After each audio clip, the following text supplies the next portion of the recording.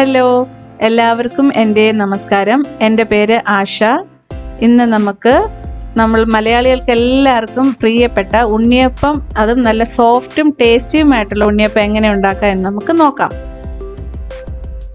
ഞാനിവിടെ 250 ml ഇതുപോലെയുള്ള ഗ്ലാസ്സിൽ 2 ഗ്ലാസ് പച്ചരി ഒരു 4 മണിക്കൂർ കുതിർത്ത് കഴുകി വെച്ചിരിക്കുന്നതാണ് ഇത്. ഇത് നമുക്ക് നാട്ടിൽ കിട്ടുമല്ലോ, നമ്മുടെ പച്ചരി, സാദാ പച്ചരിയാണ് ഇത്. 4 മണിക്കൂർ കുതിർത്തത്. പിന്നെ ഇതുപോലെയുള്ള 6 പീസ് ശർക്കര ഞാൻ എടുത്തിട്ടുണ്ട്. ഇത് ഞാൻ 1 ഗ്ലാസ് വെള്ളം ഒഴിച്ചിട്ട് തിളപ്പിച്ച് തണുപ്പിച്ച് അരിച്ചു വെച്ചിട്ടുള്ളതാണിത്. പിന്നെ നമുക്ക് വേണ്ടത് നല്ല പഴുത്ത ചെറുപഴം. പാളയംകോടൻ പഴമാണെങ്കിൽ ഏറ്റവും നല്ലത്. പക്ഷേ അത് എപ്പോഴും എല്ലാവർക്കും കിട്ടണമെന്നില്ല, ഗൾഫിൽ എല്ലാവർക്കും ഉള്ളത്. അതുകൊണ്ട് ഇവിടെ രസകദളി എന്ന് പറഞ്ഞിട്ടുള്ള പഴം കിട്ടും. അതും നല്ലതാണ്. നന്നായിട്ട് പഴുത്ത പഴമാണെങ്കിൽ ഏറ്റവും നന്നായിട്ട് നമുക്ക് സോഫ്റ്റ് ഉണ്ണിയപ്പം കിട്ടും. ഞാനിവിടെ ഇതുപോലെയുള്ള 6 പഴമാണ് എടുത്തിരിക്കുന്നത്. ഇനി നമുക്ക് അരി അരയ്ക്കാം അല്ലേ ഉണ്ണിയപ്പത്തിന്. ഞാൻ വെള്ളം ഊറ്റിക്കളഞ്ഞിട്ട് കഴുകിയ പച്ചരി മിക്സിയിലിട്ടു. എൻ്റെത് വലിയ ജാറായതുകൊണ്ട് ഞാൻ എല്ലാം കൂടി ഒന്നിച്ചിട്ട് അരയ്ക്കുകയാണ്. നിങ്ങൾക്ക് ചെറിയ ജാറാണെങ്കിൽ 2ആയിട്ടിട്ട് അരയ്ക്കാം. എന്നിട്ട് നമ്മൾ ശർക്കര പാനി ചേർക്കുക. മുഴുവൻ പാനിയും ഒന്നിച്ച് ചേർക്കരുത്, നമ്മൾ കുറച്ച് ചേർത്ത് അരയ്ക്കുക. പഴം ചേർക്കുക. പഴം നുറുക്കി ചേർത്താൽ വേഗം അരയും. പിന്നെ 1 സ്പൂൺ പഞ്ചസാരയും കൂടി അതിൽ ചേർക്കുക. പഞ്ചസാര അത് കുറച്ചും കൂടി ഉണ്ണിയപ്പം സോഫ്റ്റായിട്ട് വരാൻ വേണ്ടിയിട്ട് ഞാൻ ചേർത്തുന്നേ ഉള്ളൂ. ഇത് നിർബന്ധമില്ല, പഞ്ചസാര വേണ്ടാത്തവർക്ക് ചേർക്കണമെന്നില്ല. പിന്നെ ഇത് മിക്സിയിലിട്ടിട്ട് അരയ്ക്കുക എന്ന് പറഞ്ഞാൽ നമ്മൾ നല്ല പേസ്റ്റ് പോലെ അരയ്ക്കരുത് കേട്ടോ. ഇഡ്ഡലി മാവ്, ദോശമാവ് മാതിരി ഒന്നും അരയ്ക്കരുത്. ചെറിയ തരി വരണം. നമ്മൾ കൈ വെച്ചെടുത്ത് തൊട്ട് നോക്കുമ്പോൾ കുറച്ച് തരി പോലെ നമ്മുടെ കയ്യിൽ ഫീൽ ചെയ്യണം. അതാണ് ഇതിൻ്റെ പരുവം. എനിക്കിപ്പോൾ മധുരം കുറവായതുകൊണ്ട് ഞാൻ കുറച്ചും കൂടി ശർക്കരപ്പാനി ചേർക്കുകയാണ്. നിങ്ങൾ നിങ്ങളുടെ മധുരത്തിനനുസരിച്ചിട്ട് ചേർക്കുക. ഞാൻ 2ാമത് ശർക്കരപ്പാനി ഒഴിച്ച് ഒന്നുകൂടെ അരച്ച് വെച്ചിരിക്കുന്നതാണിത്. ഇതാണ് ഉണ്ണിയപ്പത്തിൻ്റെ മാവിൻ്റെ പരുവം. അതായത് അധികം ലൂസായിട്ടിരിക്കാനും പാടില്ല, വെള്ളം മാതിരി ഇരിക്കാനും പാടില്ല, കട്ടിയാവാനും പാടില്ല. ഒരു മീഡിയം കൺസിസ്റ്റൻസിയിൽ വേണം. ഇതാണ് പരുവം. നമ്മൾ കോരുമ്പോൾ ഇതുപോലെ ഇരിക്കണം. എന്നിട്ട് നമ്മൾ ഒരു പാത്രത്തിൽ ഒഴിച്ചു വയ്ക്കുക.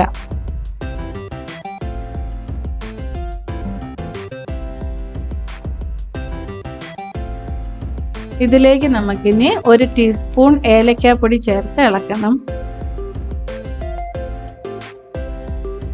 പിന്നെ 1 നുള്ളു ഉപ്പ്. അതെന്തിനാന്ന് വെച്ചാൽ നമ്മുടെ ആ പായസത്തിലൊക്കെ ചേർക്കില്ലേ, മധുരത്തിൻ്റെ കൂടെ 1 നുള്ളു ഉപ്പ്, ആ ഒരു മധുരം ബാലൻസ് ചെയ്യാനായിട്ട്. അതേപോലെ നമ്മൾ 1 നുള്ളു ഉപ്പ് ചേർത്ത് നന്നായിട്ട് ഇളക്കി ഇത് അടച്ചു വെക്കണം. ഒരു 4 മണിക്കൂർ നല്ലപോലെ പൊങ്ങാനായിട്ട് നമ്മൾ ഇത് അടച്ചു വയ്ക്കുക.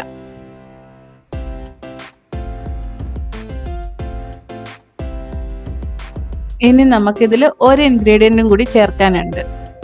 എന്താണെന്നറിയോ? നമ്മുടെ തേങ്ങാക്കൊത്ത്. അതിന് വേണ്ടിയിട്ട് തേങ്ങാക്കൊത്ത് വറുത്ത് എടുക്കണം നമ്മൾ നെയ്യിൽ.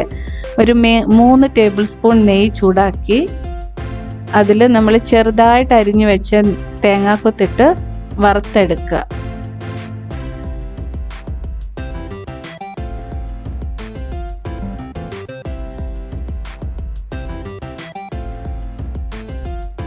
ഇത് അധികം കരിഞ്ഞു പോകാൻ പാടില്ല കേട്ടോ. കരിഞ്ഞു കഴിഞ്ഞാൽ അതൊരു കയ്പ്പ് രസം മാതിരി വരും. അത് നമ്മളൊരു ചെറിയ ലൈറ്റ് ബ്രൗൺ കളറായി വരുമ്പോൾ നമ്മളത് നെയ്യിൽ വറുത്തത് കോരിയെടുക്കണം.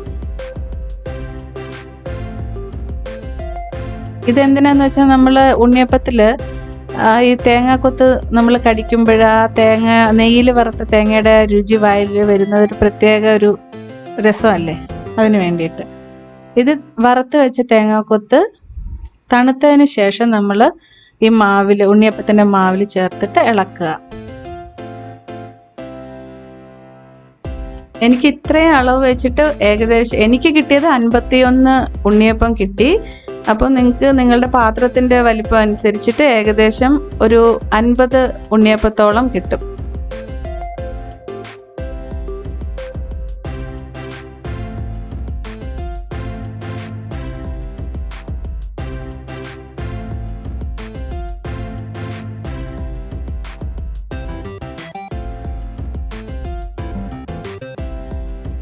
ഇനി നമുക്ക് ഉണ്ണിയപ്പം ഉണ്ടാക്കാൻ തുടങ്ങാം. അതിന് നമ്മൾ ഉണ്ണിയപ്പത്തിൻ്റെ പാത്രമല്ലേ, നിങ്ങൾക്ക് എല്ലാവർക്കും അറിയാമല്ലോ, പ്രത്യേകിച്ച് അതിനെപ്പറ്റി പറയേണ്ട ആവശ്യമില്ല.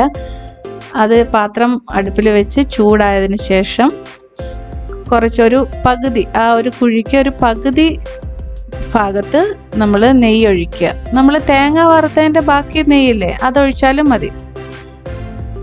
നമ്മൾ വേസ്റ്റ് ചെയ്യാൻ പാടില്ലല്ലോ സാധനങ്ങൾ, അതുകൊണ്ട് പറഞ്ഞതാട്ടോ. എന്നിട്ട് നമ്മൾ ആ മാവ് സ്പൂണിൽ കോരിയിട്ട്, ഒരു ടേബിൾ സ്പൂണിൽ കോരിയിട്ട്, ആ നമ്മുടെ ഉണ്ണിയപ്പത്തിൻ്റെ ആ കുഴിയുടെ വലിപ്പത്തിനനുസരിച്ചിട്ട് ഒരു 1/4 ഭാഗത്തോളം മാവ് ഒഴിക്കുക. ഇനിയിപ്പോൾ നെയ്യുടെ ടേസ്റ്റ് ഇഷ്ടമില്ലാത്തവർക്ക് വെളിച്ചെണ്ണ വേണമെങ്കിൽ ഉപയോഗിക്കാം കേട്ടോ, തേങ്ങ കൊത്ത് വറക്കാനും ഇതിൽ ഉണ്ണിയപ്പം ഉണ്ടാക്കാനും എല്ലാം. ഇവിടെ എല്ലാവർക്കും നെയ്യുടെ ടേസ്റ്റ് കൂടുതൽ ഇഷ്ടമായതുകൊണ്ട് ഞാനത് നെയ്യ് ഉപയോഗിച്ചു എന്നേ ഉള്ളൂ.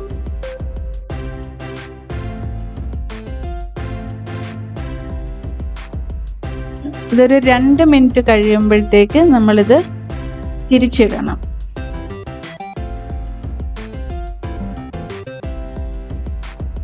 ഇത് എൻ്റെ അമ്മയുടെ റെസിപ്പിയാണ് കേട്ടോ. ഇതെൻ്റെ ഫ്രണ്ട്സ്, ഞാനിവിടെ എല്ലാവർക്കും ഉണ്ടാക്കുമ്പോൾ എല്ലാവർക്കും വളരെ ഇഷ്ടമുള്ള ഒരു റെസിപ്പിയാണിത്, ഒരു പലഹാരമാണിത്. എല്ലാവരും നല്ലതാണെന്ന് പറഞ്ഞതുകൊണ്ട് ഞാൻ ഇത് തന്നെ എൻ്റെ ആദ്യത്തെ വീഡിയോ ആണിത്.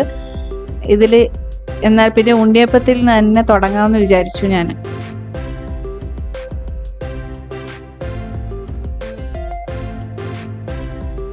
ഇത് കണ്ടില്ല, ഇപ്പോൾ ഒരു സൈഡ് ഒരു ബ്രൗൺ കളറായില്ലേ, ലൈറ്റ് ബ്രൗൺ കളറായി.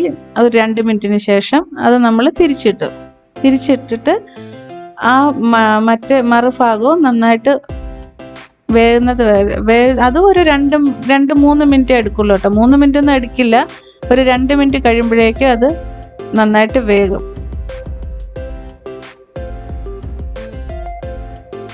നമ്മുടെ എല്ലാവരുടെയും വീട്ടിൽ മിക്കവാറും എപ്പോഴും കാണുന്ന സാധനങ്ങളൊക്കെ തന്നെ വെച്ച് നമ്മുടെ കുട്ടികൾക്ക് ഏറ്റവും ഇഷ്ടപ്പെടുന്ന ഒരു എളുപ്പത്തിൽ ഉണ്ടാക്കാൻ പറ്റുന്ന ഒരു പലഹാരമല്ലേ ഇത്. അപ്പോൾ എല്ലാവരും ഇത് ട്രൈ ചെയ്യണം. ട്രൈ ചെയ്തിട്ട് അതിൻ്റെ അഭിപ്രായം അറിയിക്കണം. ലൈക്ക് ചെയ്യാനും ഷെയർ ചെയ്യാനും മറക്കരുത്. ഇനി എന്തെങ്കിലും ഇമ്പ്രൂവ്മെൻറ്റ് ഞാൻ എൻ്റെ വീഡിയോയിലൊക്കെ ചെയ്യാനുണ്ടെങ്കിൽ അതെല്ലാം നിങ്ങൾ പറയണം. ഇപ്പോൾ കണ്ടില്ലേ, നമ്മുടെ സോഫ്റ്റ് ടേസ്റ്റിയുമായ ഉണ്ണിയപ്പം റെഡി.